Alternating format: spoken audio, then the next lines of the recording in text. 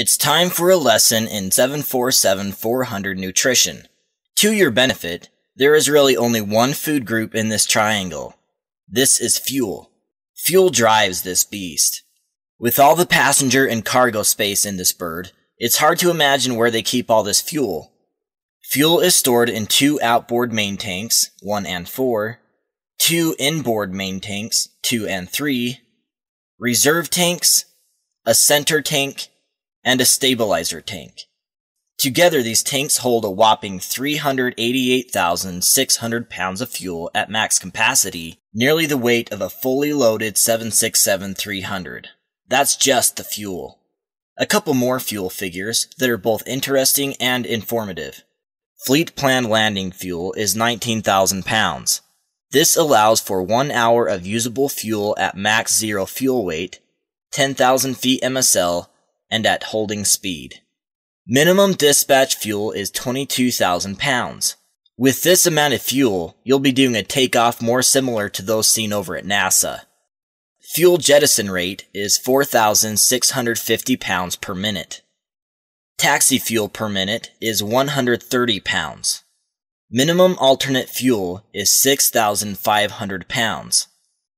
The 747-400 carries an additional 3,300 gallons in the horizontal stabilizer, allowing the 747 to travel an extra 350 nautical miles.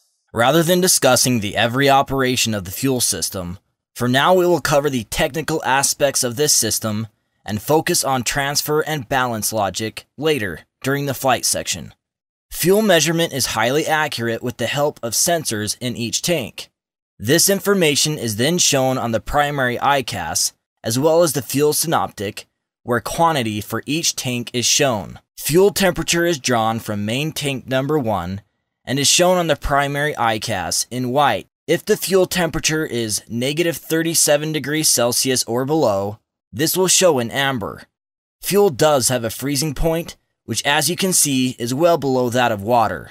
The reason these cautions show is the fuel may begin to gel. Not a good time to be waking the beast.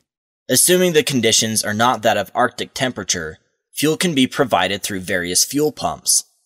2 AC-powered fuel tanks exist in each main tank. However, one can provide sufficient fuel for 1 engine during takeoff, or 2 in cruise. Additionally, in main tanks 2 and 3 are override jettison pumps, which unlike the regular pumps, can provide enough fuel for 2 engines on takeoff as well as cruise. The horizontal stabilizer tank has 2 AC-powered transfer jettison pumps, which can transfer all the fuel to the center wing tank. Another feature to keep in mind, and one seen in other aircraft as well, is the higher output pressure of the center pumps. This in turn allows for the center tank's fuel to be used before the wing fuel. When one of the override jettison pumps begins to experience low pressure, a scavenge pump transfers the existing fuel to the center tank into main tank number 2. We'll see this later in flight. Through scavenge, crossfeed, and transfers, imbalances may develop.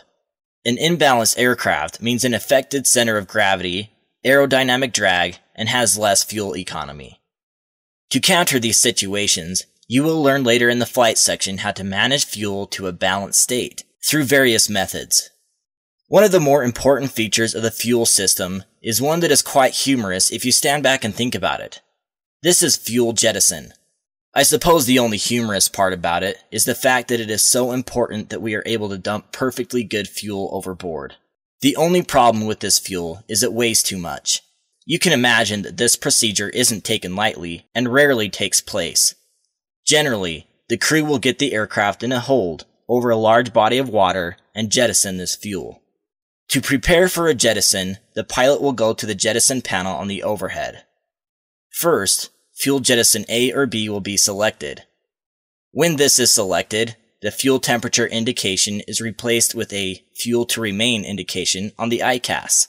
Rotating the fuel to remain knob on the jettison panel will then set the desired amount of fuel to remain. Actual jettison is started by pressing either jettison nozzle valve to on, which activates all override jettison and transfer jettison pumps in tanks containing fuel. To ensure all tanks with fuel are used in the jettison, make sure each wet tank's fuel pump is on. The tank's raw values are then viewed on the fuel synoptic to ensure the numbers are actually winding down.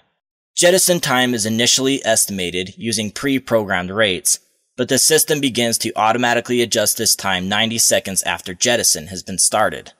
Jettison time remaining will show on the secondary ICAS. Knowing the fuel system is very critical. For now, you may feel a bit left behind, as some detail is left out.